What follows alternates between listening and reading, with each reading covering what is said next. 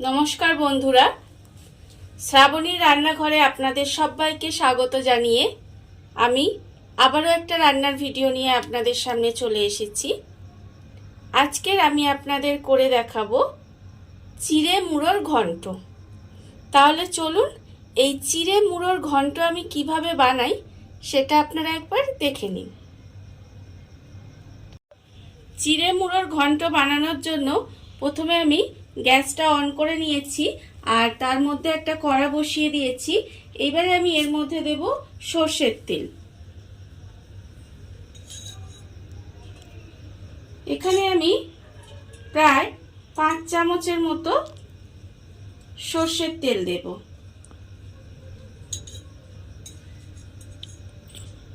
তেলটা আমার একটু গরম হবে। তেলটা আমার গরম হয়ে গেছে। এবারে আমি এর মধ্যে প্রথমে দেব কাঁচা চিড়ে। এখানে আমি 1 বাটি কাঁচা চিড়ে রেখেছি। এই চিড়েটাকে আমি এর মধ্যে দিয়ে দিলাম। দিয়ে এবারে গ্যাসটাকে কমিয়ে দিয়ে চিড়েটাকে একটু লাল করে ভেজে নেব। চিড়েগুলো আমার লাল করে ভাজা হয়ে গেছে। এইবারে চিড়েগুলোকে আমাকে ঢেলে আলাদা প্রথমে সরিয়ে রাখতে হবে। চিড়েগুলো আমি তুলে রেখে দিয়েছি। এইবারে আমি ওই কড়ার মধ্যে আবারও সরষের তেল দেব।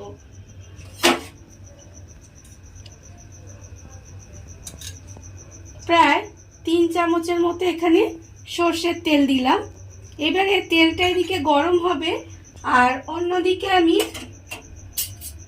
যে মাছের মাথাটা রেখে দিয়েছি, এখানে আমি রুই মাছের মাথা নিয়েছি। হ্যাঁ, এখানে একটা মাছের মুড়ো আমি রেখেছি। মাছের মাথার আধখানা রেখে দিয়েছি। সেই মাছের মাথাটায় অল্প একটু নুন আর অল্প একটু হলুদ দিয়ে ভালোভাবে মাখিয়ে নেব। মাছের মাথাটা আমি নুন হলুদ দিয়ে ভালোভাবে মেখে নিয়েছি আর অন্যদিকে কড়ায় তেলটাও গরম হয়ে গেছে। এবারে মাথাটা আমি এর মধ্যে দিয়ে ভালো করে লাল করে প্রথমে মাথাটাকে ভেজে নিতে হবে। খুব ভালো করে কিন্তু মাথাটা লাল করে প্রথমে আমার ভাজতে হবে। মাথাটাকে আমি ভালোভাবে লাল করে ভেজে নিয়েছি। এইবারে মাথাটা আমি তুলে নেব।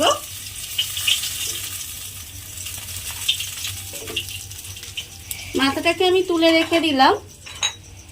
এইবারে আমি ওই তেলের মধ্যে দেব আলু। এখানে আমি একটা বড় সাইজের আলু আমি ছোট ছোট টুকরো করে রেখে দিয়েছি। সেই আলুটা আমি এর মধ্যে দিয়ে একটু লাল করে ভেজে নেব। আলুগুলো আমার লাল করে ভাজা হয়ে গেছে। এবারে আমি আলুগুলোকে তুলে নেব।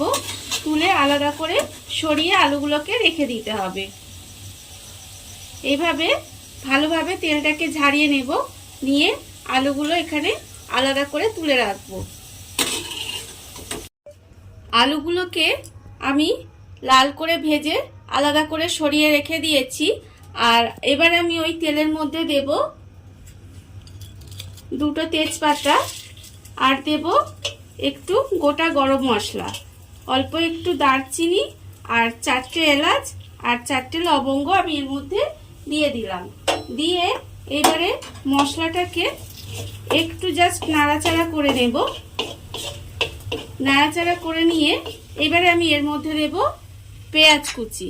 এখানে আমার একটা বড় সাইজের পেঁয়াজ কুচিয়ে রাখা আছে। সেই পেঁয়াজটা আমি এর মধ্যে দিয়ে দিলাম।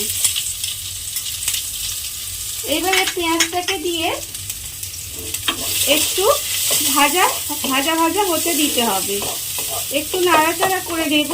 নাড়াচাড়া করে নিয়ে পেঁয়াজটাকে একটু লাল করে ভেজে নেব। পেঁয়াজটা আমার লাল করে ভাজা হয়ে গেছে। এবারে আমি এর মধ্যে দেব রসুন। এখানে আমি 6 কোয়া মতো রসুন কুচিয়ে রেখেছি। সেই রসুন কুচোনোটা আমি এর মধ্যে দিয়ে দিলাম। রসুন কুচোটা দিয়ে আবারও একটু নাড়াচাড়া করে নেব, যাতে রসুনের যে কাঁচা গন্ধটা থাকে সেটা যাতে চলে যায়। একটু নাড়াচাড়া করে নিয়েছি। এইবারে আমি এর মধ্যে দিয়ে দেব আদা বাটা। এখানে আমার 1 চামচ আদা বাটা আছে। আমি এই 1 চামচ আদা বাটা এর মধ্যে দিয়ে দিলাম।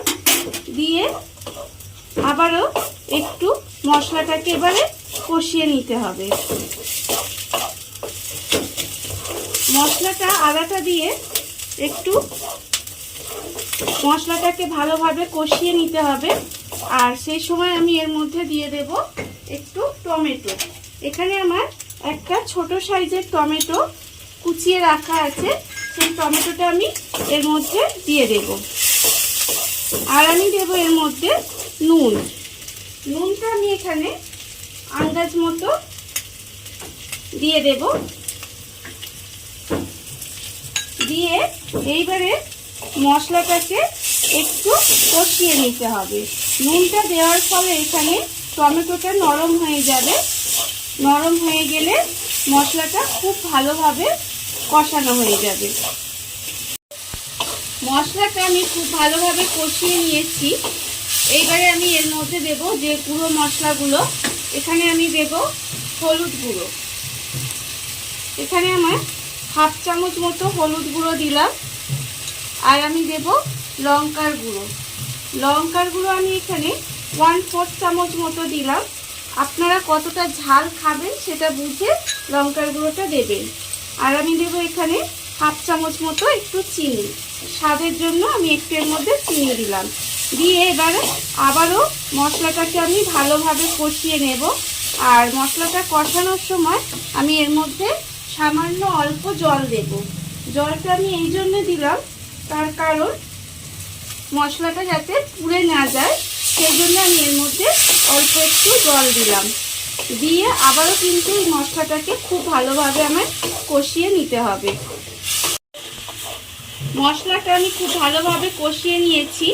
আর মশলাটা থেকে তেল ছেড়ে গেছে, আপনারা দেখতেই পাচ্ছেন। এবারে আমি এর মধ্যে দিয়ে দেব যে আলুটা এখানে ভেজে রেখেছি, সেই ভাজা আলুটা আমি এর মধ্যে দিয়ে দেব। আর আমি এর মধ্যে দেব যে মাছের মাথাটা আমি রেখেছিলাম, সেই মাছের মাথাটাও আমি এর মধ্যে দিয়ে দিলাম। দিয়ে এবার এই আলু আর মাছের মাথাটা খুব ভালোভাবে মশলার সঙ্গে মিশিয়ে নিতে হবে। আর এদিকে মাছের মাথাটা আমি একটু ভেঙে দেব।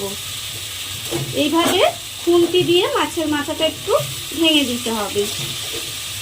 দিয়ে এবারে খুব ভালোভাবে মাছের মাথাটা আলুটা এই মশলার সঙ্গে একটু কষিয়ে নিতে হবে।